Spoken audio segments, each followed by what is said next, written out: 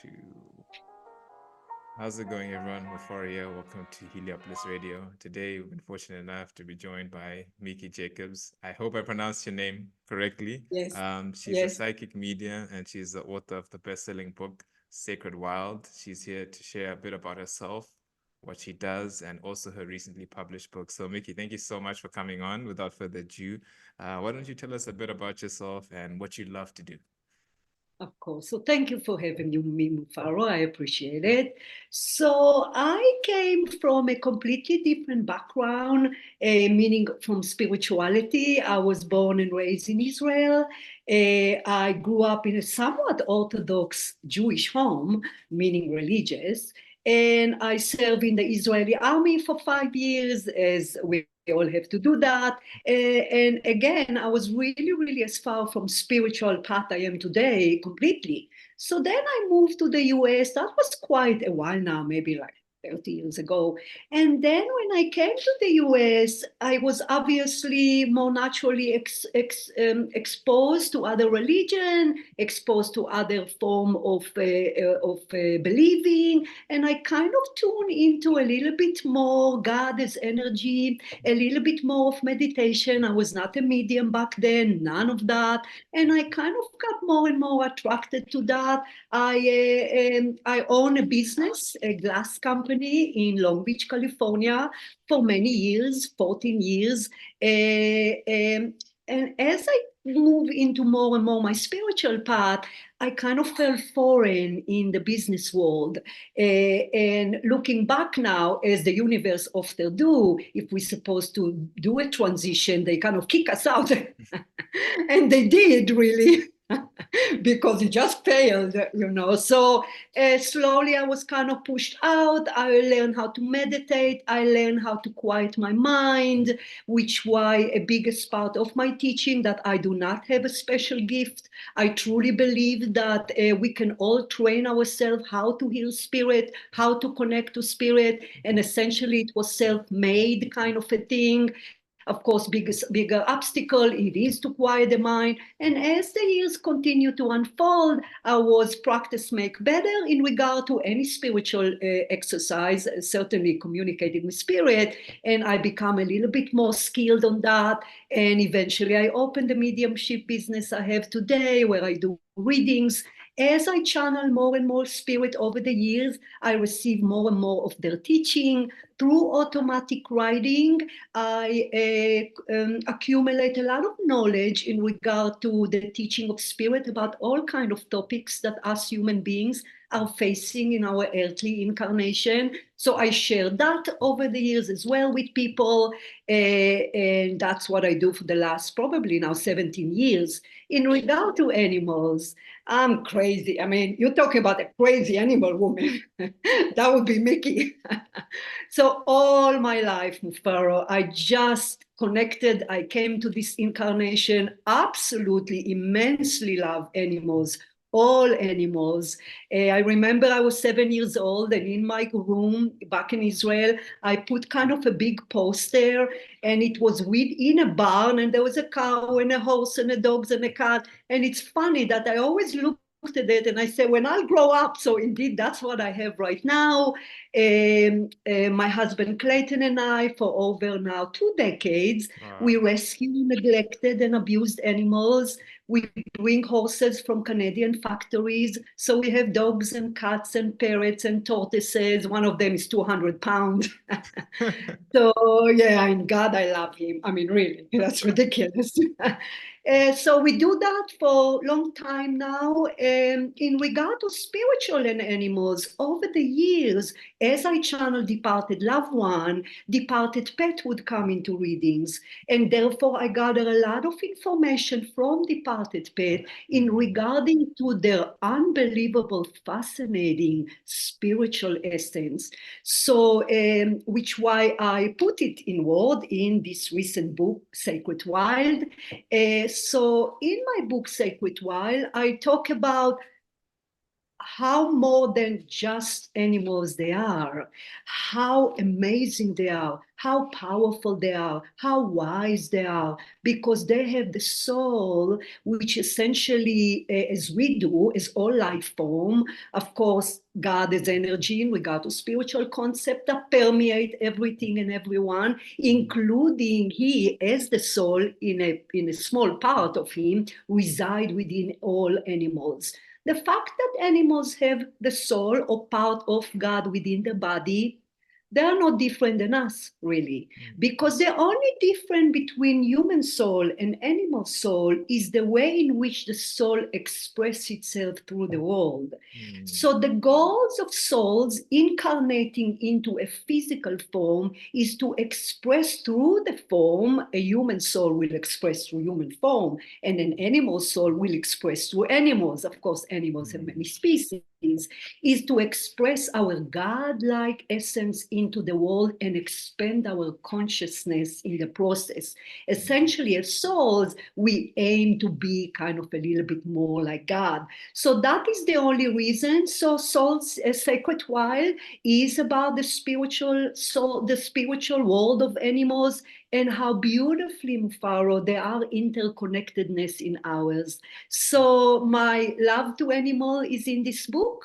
I talk about grief, how to overcome grief, where departed loved one go, do they incarnate, is there karma? So all the spiritual aspect that I gather over the years from spirit, as well as my experience caring for animals. So it is within that book.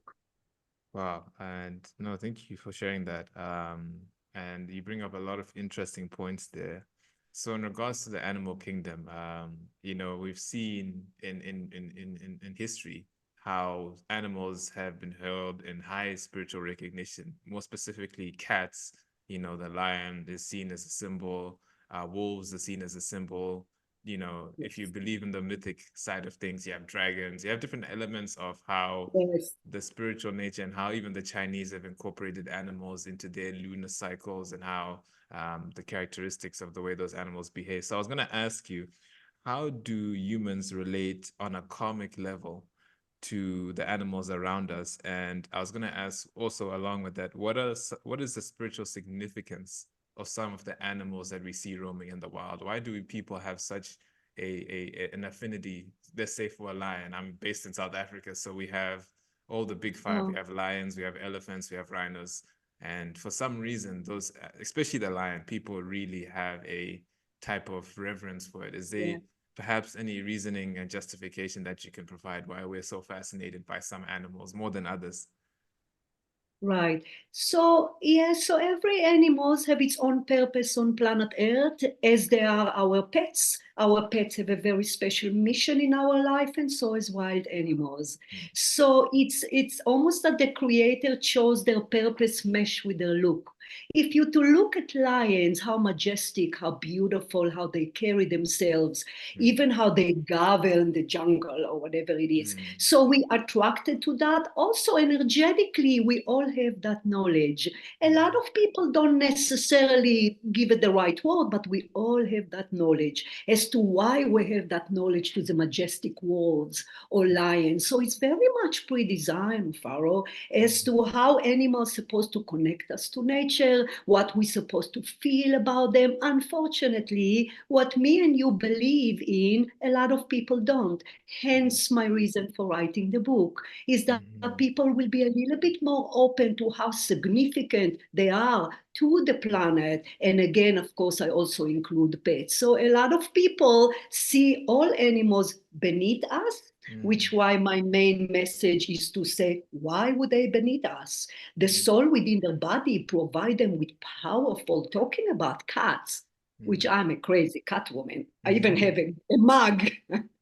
Clayton bought me a mug. It's a crazy cat woman. God, they're just delightful and unbelievable. Cats just, first of all, the powers that animals have that we might not see underneath if we're not open for that is, for example, animals are able to easily see spirit, easily see the departed pets. I mean, all we got to do is really look at pets. Look how they look around. When we sit in the living room and all the animals are around us at night, I mean, it's so obvious, Mufaro. What are they looking at? A whole wall that we do not see. So that's one thing that although us human beings mentioned, we can train ourselves to communicate with spirit. It doesn't come natural, not easy for us. You know, animals, because of lack of ego, animals are in a constant contact with the creator, meaning they live in the present moment, and therefore their soul shine through their personality, which provide them with immense power. Cats, in specifically, fascinatingly enough, they're actually able to detect a negative energy around us, absorb it into their body, and release it away from us. So this is just one thing. So are animals better than us? Certainly, and of course, wild animals have their own magic. So they're equal, if not better, to some degree than us. And it's interesting. I have heard, I know they did a study before that tsunami hit Japan, unfortunately, a few years ago. All the cats in the area left 2 weeks before it happened. They would move out of the area. It's almost as if they had already Yes, anticipated the danger. So they always say, when something's about to happen on the planet, see how the yes, animals behave, and they'll teach you yes, exactly. If you see them migrating, if you see birds going a certain direction, it means there's yes, something that's not naturally in tune with the creator. So thank you for sharing yes. that. It's amazing that you just basically explained that phenomena in a Okay, spiritual my pleasure. context. And Yes. so the significance of having a pet now. Why are we attracted to some pets more than others? Is it because of the way that pet's energy meshes with us? Because I know we have a dog here, but everyone in this house is allergic to cats. I'm the only one who likes cats, but Ah, everyone in the house doesn't like cats, is allergic to cats. They think cats are ah, weird. ah, Some people don't like dogs, because dogs are smelly, or people have different yeah, ethics. yeah, So I was yeah, wondering, that was the first question. And then, does our of course. soul have just a strong connection to an animal as it does a human being? Because I've seen some owners have such a strong connection to their pets, they have it more than they have to actual other human beings in their lives. So I was just going to ask those two questions. Of course, certainly, my pleasure. First of all, you don't like cats until you have one. And then they just get you. Then you have two and a three and a four, you know. So I used to say, Mufaro, all my life that I'm a dog person. Oh, no, no. So just kind of as a side note, they're delightful, really, they're unbelievable. In regard to us connecting to certain pets, it's what I refer to in the book or in my teaching as a soulmate pets. So indeed, sometimes we incarnate into planet Earth with repeat souls, and that also means soulmates humans. Hmm.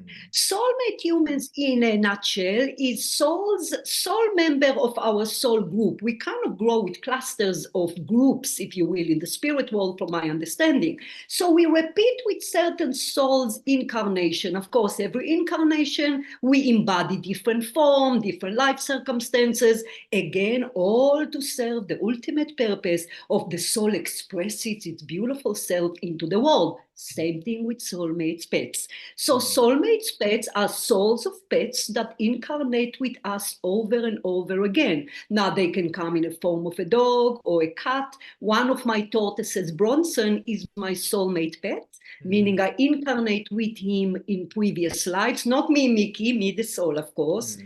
And people ask me, Mufaro, if they can detect a soulmate pet or a soulmate, and I say yes. There are ways to connect, and it's what you mentioned, is you have that unbelievable close connection.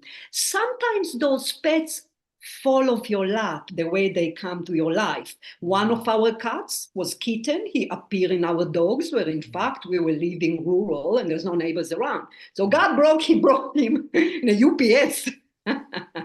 so so the way you feel towards animals, of course, listen, we can love all our animals, but with certain one there is a Hmm. very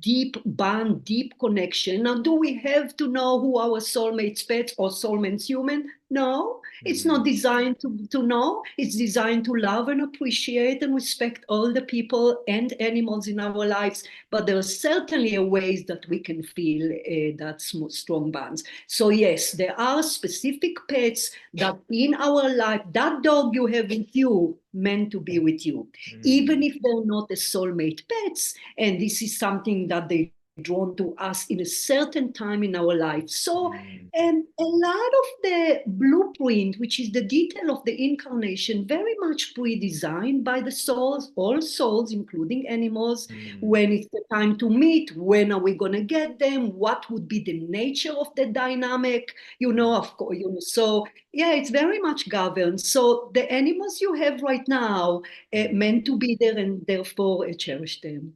Wow, and that's beautifully said. And I was going to ask, I know people find this, I always tell this weird story.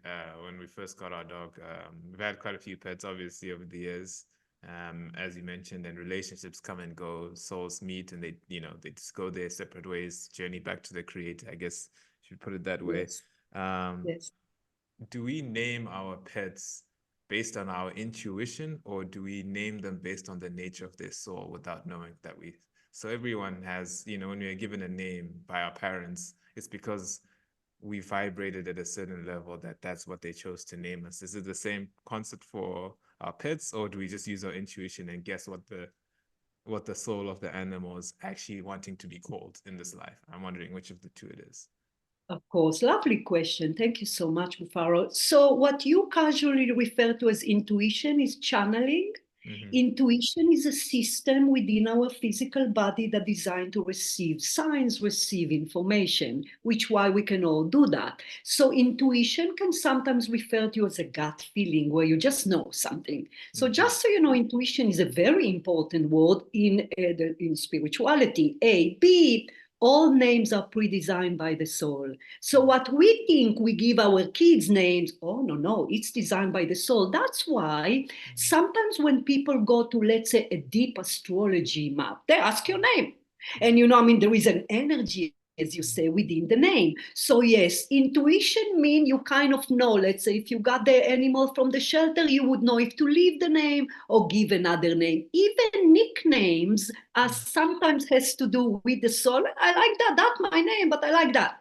So Mm-hmm. yeah, all names are very, very important. Of course, like you said, the combination of the words and the energy of, but yes, that's very much designed. So what do you do about it? Nothing. Just listen to your intuition. You would know as to that. Also, remember there is the consciousness of God within animals, within our pets. So they will direct us. That's Mm. really the point of that. But yeah, names are important, and as of nicknames, they are indeed pre-designed. Wow. Thank you for answering that. And My pleasure. your book, Sacred Wild. Firstly, you've basically answered it earlier on, but I will ask again. Um, what inspired you to write it? And basically, when we meet up with our pets, how do we honor the sacred relationship that we have with them to the highest Of level course. without obviously overextending, I want to say in a sober way, but I'm not going to go to my dog and say, your God consciousness, and but it's just, but how do we honor how do we honor the sacred union? Because from what I gather, that is the essence of the message within the book, is really Oh, yeah. there's an honoring of the sacred union between God in one physical form and God in another physical form. So I'll ask those two. What inspired you to write the book? And then how do we honor the sacred union that Oh, the book promotes? right. Thank you, dear. Thank you. So, inspired to write the book is my absolute deep, unconditional love to animals. Again, it's important for me to mention all animals. As I put in the book, I'm one of those people that would fight 20 minutes to put a spider out of the shower.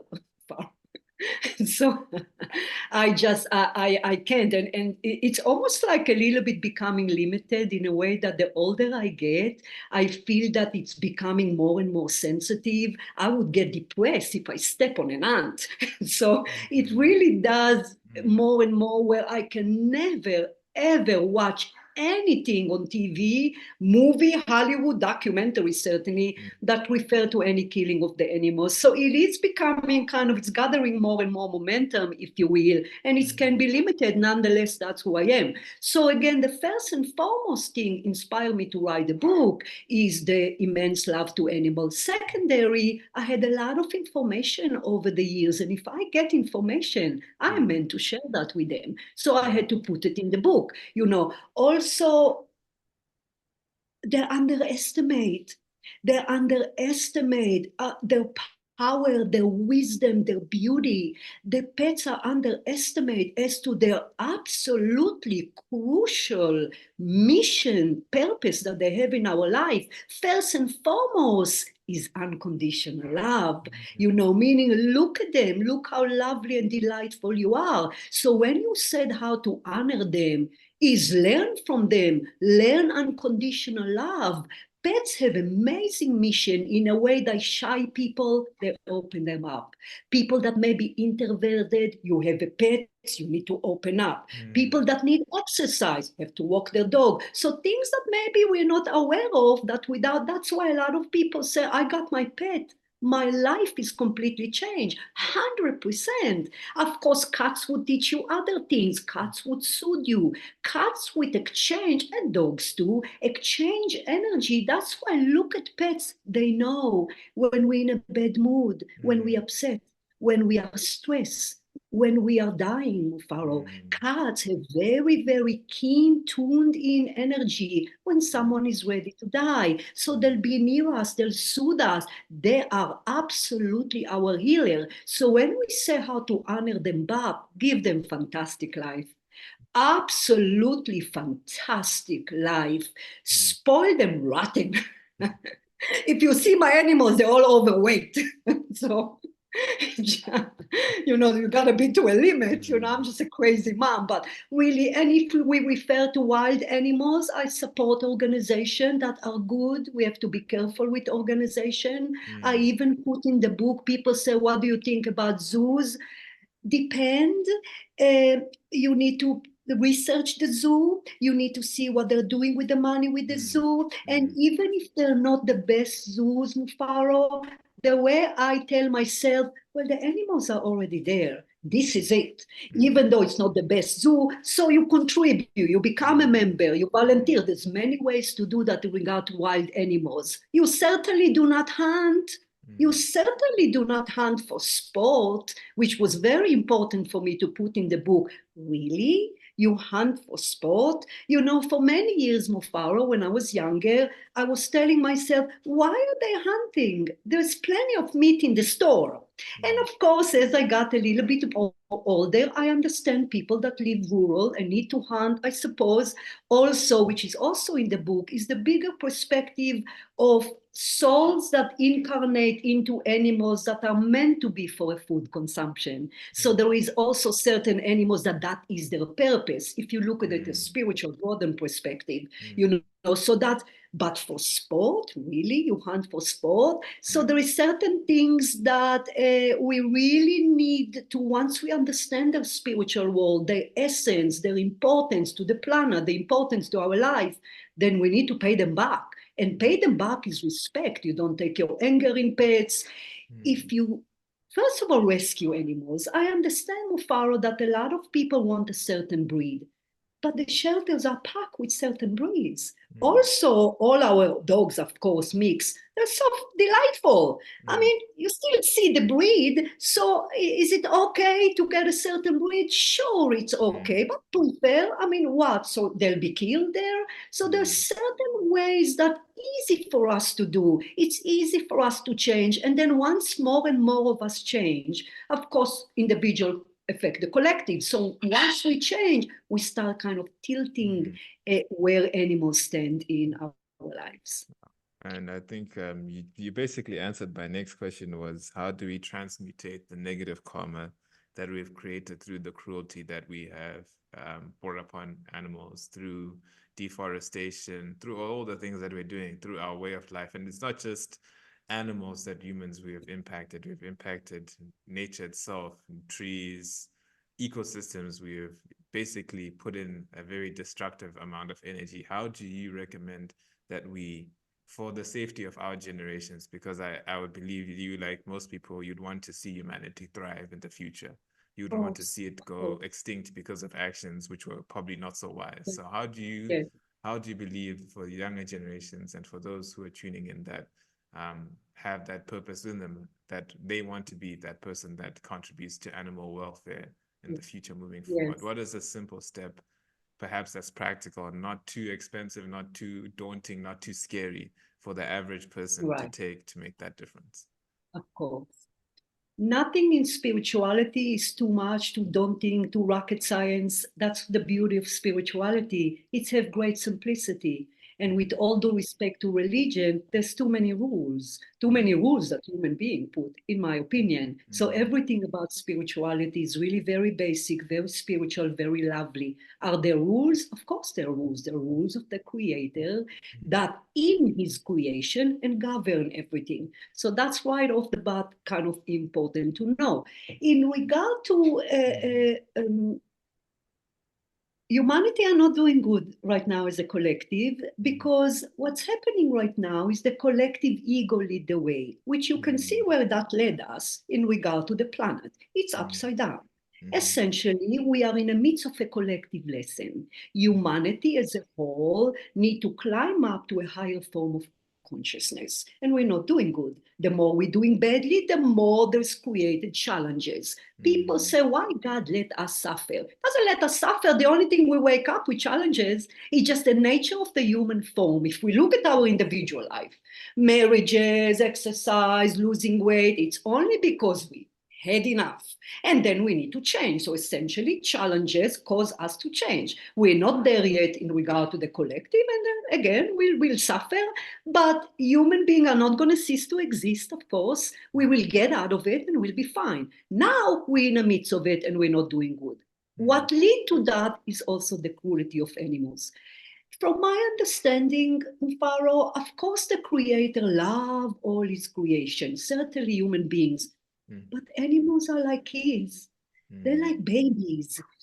Although the soul in the body is part of God, I mean, look at them. They're naive, like, they're beautiful and delightful. So it's almost like he has a little bit more sympathy or protection towards animals. So to have cruelty to animals is a major balancing of negative karma. And unfortunately, throughout the world, there is a lot of cruelty to animals. So what does that do? In addition to all the greed and all what's going on with humanity, it's growing. Everything is energy in spirituality. So the energy right now of the negative energy is growing and growing and growing. In regard to your question as to how to change it, we change it one person at a time. So books like mine, teaching like mine, other beautiful spiritual teaching which are out there. As you can see, Mufaro, there are more and more spiritual teachers, spiritual authors that come in later in life because the universe inspired people like us to spread the word. So one by one, we need to change. Now, why people say, what would I do, one person? It's energy. Instead of projecting to the collective negativity, we projecting love, acceptance, understanding, kindness, including instead of separation. So when we start to express that, project that to the universe, the scale will start tipping. Slow but powerful. Eventually, the aim that we need to go towards is that humanity would lead with the soul collective of energy and not the ego. It's going to take time, but it will be there. Again, human beings, certainly not animals, are protected by the Creator. He has a lot of helpers, which are angels and all kind of light beings, of course, that help us from the other side, but we need to apply the action. But if you really read between the lines and not only look at the negativity, which why I brought the example about more and more spiritual teachers are awakening, kind of like mine at the age of 33. More and more people now awakening at the age of 40, the age of 50, the age of 60 and older. That's why there are more and more spiritual podcasts. Why do you think? Who you think inspired that? Of course, there's more and more inspiration to tilt the scale. So we will do that. It's going to take time, understanding, accepting this perspective, which kind of take one person at a time, and everything is energy. Every good deed that we do, when we kind to animals, when we kind to people, when we had enough being angry or rage or envy or racist, we change our consciousness. Once we change our consciousness, it's being projected to the collective, and it is changing it. It's also easy to see the negativity because negativity is harsh. Positive, I guess, or positive or a little bit more uplifted conscious, it's a little bit more gentle. It's a little bit more quiet, if you will. So people focus on negativity. Negativity also drawn you in. But if you really look between the lines, we are indeed changing. Incredible, incredible. And well, again, I'm not trying to sound like a broken record, but beautifully said, truly. Thank you so much. Thank you so much. I was gonna ask, I guess, coming kind of to the conclusion because of time stakes aside, your business services and offerings that you have, would you kindly maybe just share how people can reach out to you, and also what type of programs you do and how you work with people outside? I know you have your books, which is accessible material for those outside. I love the dog there. I can see you in the background. I know.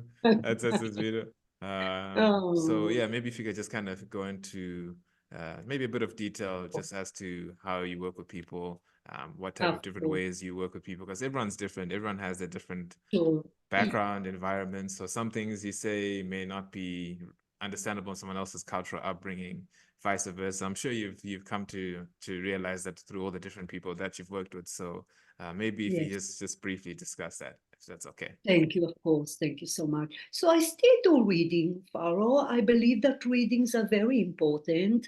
So I offer that. I have the website, and you can go and schedule an appointment, meaning a person. And the type of readings I do is I connect people to their spirit team, which my first book was about spirit team, because we are accompanied by spirit guides, guardian angel, archangel, departed pet, departed loved one. So usually spirit guides give life advice, professional life, relationship, very common. So I do that. I also do connect people to departed loved one in regard to departed people, of course, departed pets. So I still offer that.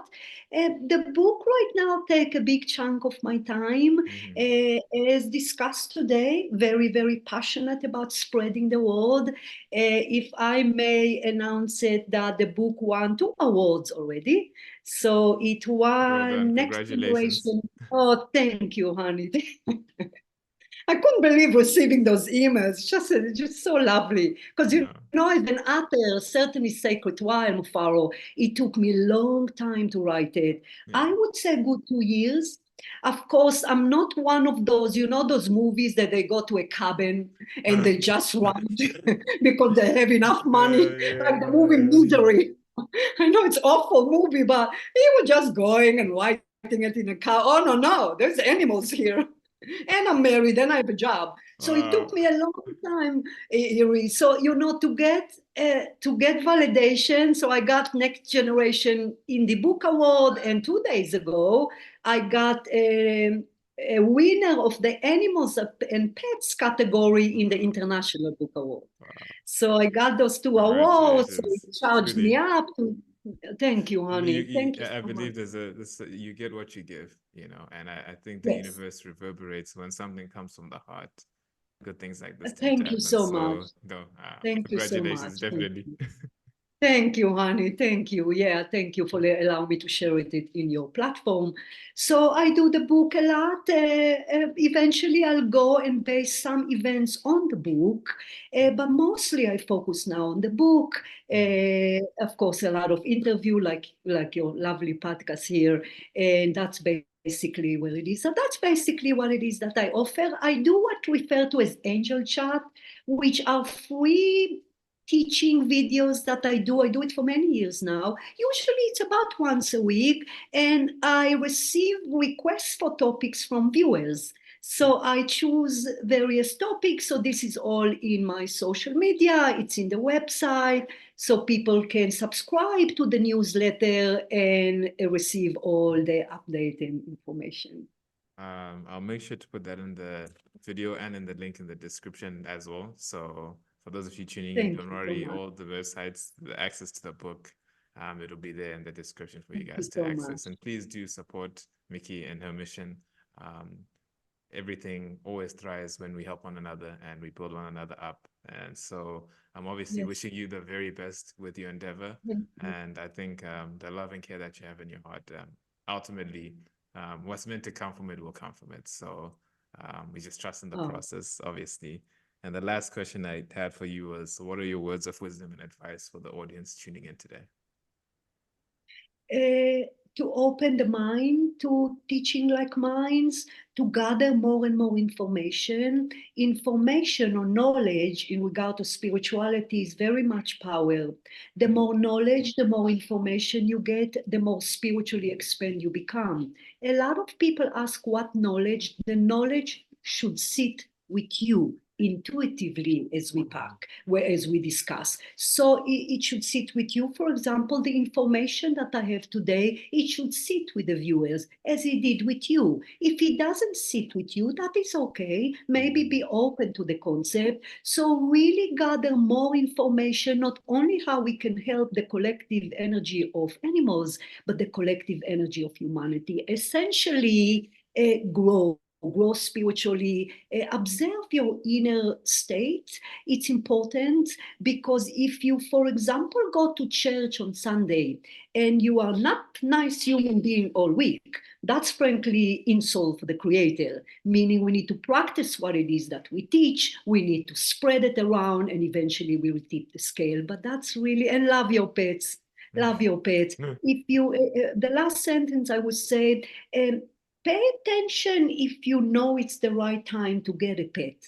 Because what Gaia, our mother, help us with that. You would have kind of an inner nagging that you like, you know what, I should get a pet. Sometimes other people would come to you, let's say kids, let's say spouse, let's say there is an opportunity. Someone said, you know, I have new puppies. And you say, well, I wanted a dog anyway. So, you know, so act on that, follow up, give an animal a good life until their last breath.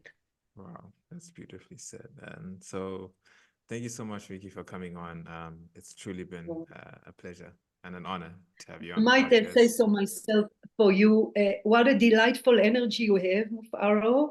A fellow crazy animal, I can just say. Take one to get to see one.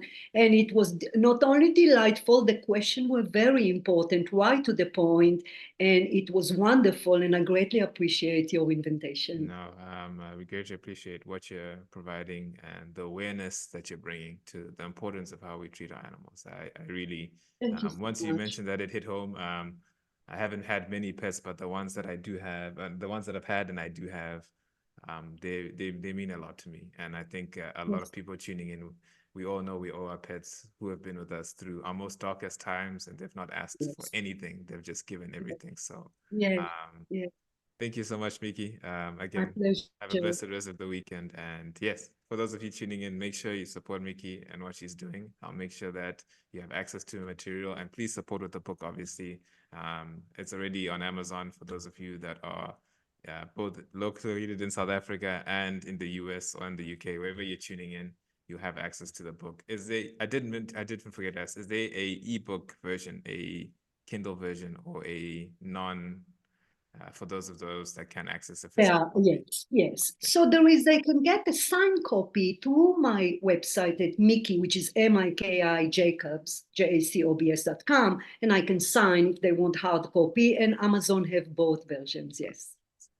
Sorry, thank you so much, Miki. Thank you so much. It's been an absolute pleasure.